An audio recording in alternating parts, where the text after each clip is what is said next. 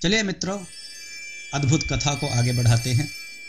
करदी महाराज ने अपने उत्तराधिकारी के लिए महामंत्री मार्तंड के नाम की घोषणा। दरबार में एक पल के लिए सन्नाटा छा गया, पर दूसरे ही पल महाराज ययाति देव व मार्तंड के नाम के जयकारे के साथ दरबार स्थगित हो गया। महाराज, मार्तंड का उत्तराधिकारी बनाने के लिए आपको बधाई।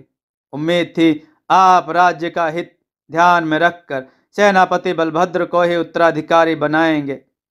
आपने जो भी किया अपने अनुभव से ही किया होगा, आखिर आप राजा हैं। महारानी के शब्द राजा को शूल की तरह चुभ रहे थे, उनसे कुछ कहते नहीं बन पा रहा था। मार्तंड के राजा बनने की घोषणा की खबर आसपास के देशों को लग चुकी थी। राज्य के दुश्मन देश इस खबर से बहुत खुश थे। उनकी खुशी किसी युद्ध जीतने से कम नहीं थी। वे किसी भी हाल में सेनापति बलभद्र को अनंत देश का राजा बनता नहीं देखना चाहते थे। भला कौन देश चाहेगा कि उनके दुश्मन देश का राजा बुद्धिमान, कूटनीति में निपुण व पराक्रमी हो। उन्हें तो अनंत देश से अपने हार का बदला जो लेना था। मार्तंड का राज्याभिषेक भी हो गया। राज्य में कोई हर्ष और उल्लास का माहौल नहीं था। महामंत्री मार्तंड अब विशाल देश के राजा बन गए।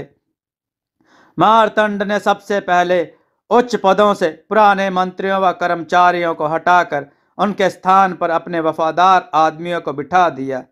धीरे धीरे राजभवन चाटुकारों का जमावड़ा बन गया।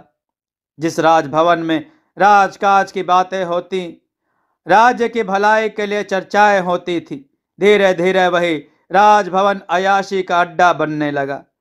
राजा मार्तंड ने मंत्रियों नए कानून बनाने को कहा और घोषणा कर दी कि राजकोष में इजाफा करें और साथ में अपना भी ध्यान रखें। बहुत जल्दी ही मार्तंड की शासन शैली का असर दिखने लगा था। दबी जुबान में कर्मचारी व राजा की आलोचना होने लगी। कुछ समय बाद मार्तंड को राजभवन में राजा ययाति देव की उपस्थिति खलने लगी। मार्तंड नहीं चाहता था कि उनके कामों की खबर राजा ययाति देव को लगे। उसका भी रास्ता निकाल दिया गया। उनका निवास महल से दूर अतिथियों के लिए बने महल को बना दिया गया। राजा ययाति देव के पास ना चाहते हुए भी इस निर्णय को मानने के अलावा कोई रास्ता भी नहीं था। वे महारानी व प्रजा के सुझावों पर ध्यान न देने के लिए अपने को दोषी मान रहे थे। पड़ोसी दुश्मन देश के राजा अब खुशियां मना रहे थे। उन्होंने भी नए राजा को उपहारों सहित बधाई संदेश भिजवा दिए। अब तो वे भी अनंत देश पर आक्रमण करने के लिए योजनाएं बनाने लगे। इसी रणनीति के तहत उन्होंने मैत्री दौरे के लिए राजा मार्तंड को आमंत्रण भेज दिया। राजा मार्तंड ने राजभवन में इस बात का विशेष ध्यान रखा कि प्रजा व राज्य की खबर पूर्व राजा ययाति देव तक न पहुँचे और राजभवन की खबर राजभवन के बाहर। इस काम के लिए उसने अपने विश्वसनीय आदमियों की नियुक्ति कर दी थी। अपने गुप्तचरों को पुराने मंत्रियों, जागीरदारों व प्रजा की जासूसी करने पर लगा दिया। उसे तो अभी वल्लभाचार्य के साथ साथ कहीं दूसरे लोगों को अपने रास्ते से हटाना था। उसे वल्लभाचार्य को राजा के खिलाफ साजिश रचने के झूठे आरोप में फंसाने में देर नहीं लगी। उस पर मुकदमा चलाया गया। सजा की घोषणा भी कर दी गई। उन्हें राज्य की राजधानी से सैकड़ों कोस दूर तक नजर नहीं आना होगा। उसका अगला निशाना सेनापति बलभद्र था। उसको हटाने के लिए भी वह मौके की तलाश में था। वल्लभाचार्य ने भी राजा को सबक सिखाने का प्रण लेकर राज्य की राजधानी को छोड़ दिया। वल्लभाचार्य के प्रति राजा के व्यवहार से प्रजा क्षुब्ध थी, पर वे यह सब असहाय होकर देख रहे थे। राजा मार्तंड के दूसरे देशों के लिए दौरे शुरू हो गए। जिस देश में भी जाते उसका भव्य स्वागत होता। उसके स्वागत में राज्य की सुंदरियां, खास खास नर्तकियां, कीमती सुरा पेश की जाती। जहां राजा अपने दौरे में दोनों देशों के हितों के लिए योजनाएं बनाते, विचार विमर्श करते। इसके उलट राजा मार्तंड रासलीलाओं में व्यस्त रहते। यही तो उद्देश्य होता मेजबान देश के राजा, और वे अपनी इस चाल में सफल भी हो रहे थे। राजा मार्तंड को विदाई में अय्याशी के सामान, सुंदरियां, नर्तकियां व विशेष किस्म की कीमती सुरा उपहार स्वरूप भेंट की जाती। वल्लभाचार्य को अपने साथ हुए व्यवहार से उतना दुख नहीं था जितना दुख उन्हें अपने राज्य के भविष्य के बारे में सोचकर हो रहा था। वल्लभाचार्य का गंतव्य अपने मित्र का गुरुकुल था। उन्होंने अपने मन में ठान ली थी कि वह एक दिन मार्तंड को उसके किए की सजा जरूर देगा। पर सोचकर दुख हो जाता, यदि समय रहते योजना को कार्य रूप नहीं दिया गया तो मार्तंड राज्य को उस स्थिति में पहुंचा देगा कि राज्य को दोबारा खड़ा करना मुश्किल हो जाएगा। उन्हें भय था कि कहीं देश गुलाम न बन जाए। उन्हें ऐसे पुरुष की तलाश थी जिसका पराक्रम और उनका ज्ञान मिलकर मार्तंड को हटा सके। उनको सेनापति बलभद्र में यह सारे गुण दिखते थे, पर उन्हें आशंका थी कि सेनापति बलभद्र किसी भी हाल में राजा के खिलाफ नहीं होंगे, चाहे राजा उसका कितना भी अहित कर दे। एक दिन वल्लभाचार्य एक छोटे से कस्बे से गुजर ही रहे थे कि एक जगह पर जमा भीड़ को देखकर रुक गए। यह सब देखते ही दंग रह गए कि कुछ लोग एक कमजोर महिला व उसके बच्चे को मार रहे थे। वह महिला रो रो कर उनसे हाथ जोड़कर उसे माफ करने की प्रार्थना कर रही थी। भीड़ पर उसकी याचना पर कोई असर नहीं हो रहा था। उस महिला और उसके बच्चे को ना मारने की गुहार लगाता एक 14-15 साल का लड़का भीड़ को समझाने की कोशिश कर रहा था, पर उसकी बात पर भी किसी ने ध्यान नहीं दिया। नहीं रहा गया उस युवक से, भिड़ गया भीड़ से। अब तो वही युवक भीड़ का निशाना बन गया। वल्लभाचार्य ना जाने क्या सोचकर यह सब चुपचाप देखते रहे। कुछ देर बाद उन्होंने भीड़ को समझा बुझाकर उस औरत, उसके बच्चे और उस युवक को छुड़ा दिया। अब लोग वहां से जा चुके थे। उस युवक ने उनकी सहायता के लिए वल्लभाचार्य का धन्यवाद किया और उस महिला व उसके बच्चे को उसके साथ चलने को कहकर वहां से अपने घर के लिए चल पड़ा। वल्लभाचार्य भी उनके पीछे पीछे चल पड़े। युवक उस औरत और उसके बच्चे को लेकर अपने आंगन में पहुंच चुका था। उसकी माँ जो वहीं आंगन में खड़ी थी, उनकी हालत को देखकर स्तब्ध रह गई। पूछ लिया उनकी इस हालत का कारण। विक्रमादित्य ने सारी बात माँ को बता दी। माँ को उनकी हालत को देखकर दुख तो हुआ, पर उससे ज्यादा खुशी अपने बेटे की बहादुरी पर हो रहा था। ले गई उस औरत और उसके बच्चे को घर के अंदर और उनके घावों पर औषधियां लगा दी। कुछ देर बाद उन्हें भोजन भी परोस दिया। वल्लभाचार्य जो वहीं घर के बाहर एक कोने में खड़े सारी बातें सुन देख रहे थे, उन्होंने अनुमान लगा लिया यह घर छोटा तो जरूर है, पर होगा किसी वीर पुरुष का ही। उनके मन में अनेक प्रश्न जन्म लेने लगे। कुछ देर बाद उन्होंने घर का दरवाजा खटखटाया। उसे महिला ने दरवाजा खोला और उन्हें प्रणाम कर उनके आने का प्रयोजन जानना चाहा। वल्लभाचार्य ने उनके घर में भोजन करने की इच्छा जाहिर कर दी। वल्लभाचार्य के ललाट से तेज झलक रहा था। महिला भी समझ रही थी कि यह कोई साधारण मनुष्य नहीं है। उन्हें ससम्मान घर के अंदर भोजन हेतु आमंत्रित किया। अब वल्लभाचार्य अंदर कक्ष में विराजमान थे। विक्रमादित्य भी उस कक्ष में आ चुके थे।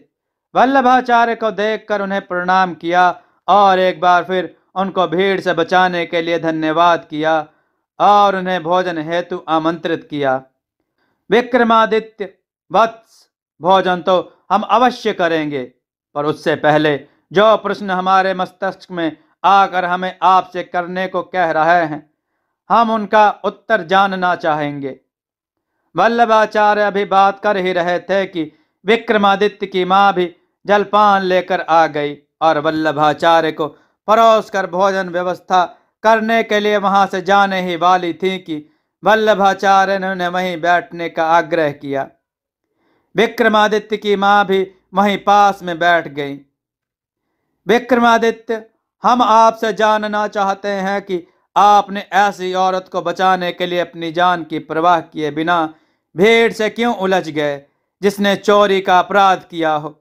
फिर भीड़ तो इसे इसके दोष की ही तो सजा दे रही थी, कर दिया प्रश्न वल्लभाचार्य ने। महोदय, मैंने वही किया जो मेरे को देश और काल के अनुसार करना चाहिए था। सर्वप्रथम तो आपने पूछा मैंने अपनी जान जोखिम में क्यों डाली। महोदय, उस जान का क्या करना जो किसी गरीब कमजोर पर अत्याचार होता चुपचाप देखती रहे और अपनी ही सुरक्षा के बारे में सोचता रहे। दूसरा आपने पूछा, इसने चोरी जैसा अपराध किया और यह इस अपराध की दोषी है। मेरे विचार से तो इसके कृत्य का दोष तो राजा का है, सजा तो उन्हें मिलनी चाहिए जिसकी राज्य की प्रजा को अपनी भूख मिटाने के लिए रोटी की चोरी करनी पड़ रही है। विक्रमादित्य, आप जानते हो आप क्या कह रहे हो। अगर इसकी खबर राजा को लग गई तो पता है आपको क्या दंड मिलेगा। मुझे दंड की कोई परवाह नहीं। हाँ, अगर ऐसा हुआ तो मौका जरूर मिल जाएगा अपनी बात राजा तक पहुंचाने के लिए। महात्मा जी, कमजोर महिला की मदद करके कोई एहसान नहीं किया मेरे पुत्र ने। इसने तो अपना फर्ज निभाया है। अगर यह चुपचाप महिला पर अत्याचार होता देखता रहता और मुझे इस बात का पता लगता तो मैं इसे जीवन भर माफ नहीं करती। आपके बेटे में बहादुरी के सारे गुण विद्यमान हैं। इसको देखकर तो मुझे आभास हो रहा है आगे चलकर यह अपने पिता की तरह देश की सेवा करेगा। आप यदि इनके पिता के बारे में बता दें तो हम उनसे मिलना चाहेंगे। महात्मा जी, इनके पिताजी राज्य की सेवा में घुड़सवार सैनिक थे। दुश्मनों से लड़ते लड़ते उन्होंने देश के लिए अपने प्राणों की बलि दे दी। उनकी तो हमेशा ही यह इच्छा थी कि विक्रमादित्य देश की सेना में जाए और देश की सेवा करे। आपके विचार को सुनकर मुझे आप लोगों पर गर्व महसूस हो रहा है। धन्य हैं आप व आपके शहीद वीर पति जिन्होंने ऐसे बहादुर बेटे को जन्म दिया। बहन, आपको इतने बहादुर गुणवान लड़के की उचित शिक्षा दीक्षा का प्रबंध करना चाहिए। इसके भविष्य निर्माण हेतु इसकी शिक्षा तो किसी गुरुकुल में होनी चाहिए। यहाँ रहकर तो शायद ही अपने भविष्य को संवार पाएगा। आप सत्य कह रहे हैं, इसके पिता भी यही चाहते थे, पर शायद नियति को यह सब मंजूर नहीं था। कर्मयोगी नियति को कभी अपने आड़े नहीं आने देते। आप चाहो तो विक्रमादित्य को मुझे सौंप दीजिए। मैं आपको आश्वस्त करता हूं कि यह एक दिन बहुत बड़ा योद्धा बनेगा। ना जाने क्यों मुझे इसमें राज्य का भविष्य नजर आ रहा है। मां ने भी खुशी खुशी विक्रमादित्य को आशीर्वाद देकर वल्लभाचार्य के साथ विदा कर दिया।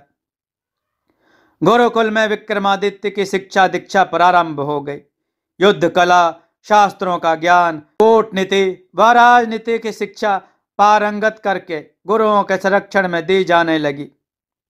कूटनीति व राजनीति की शिक्षा पारंगत गुरुओं के संरक्षण में दी जाने लगी। वल्लभाचार्य भी उसकी शिक्षा पर बराबर नजर रखते।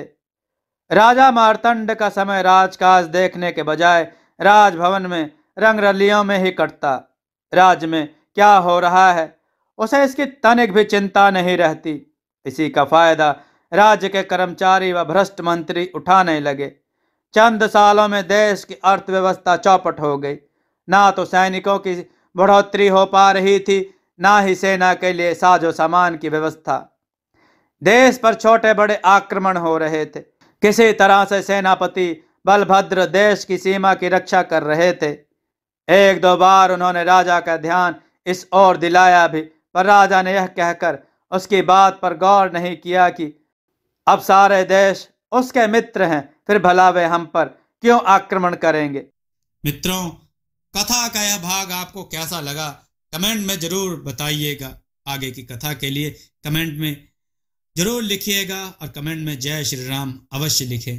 दोस्तों, आपको यह कथा कैसी लगी अपने विचार और सुझाव कमेंट में जरूर दें। हमारी कथाओं को लाइक करें, हमारे चैनल को सब्सक्राइब करना न भूलें हमारी कथाओं को शेयर जरूर करें जिससे लोगों को अच्छा ज्ञान प्राप्त हो। जय श्री राम भक्तों।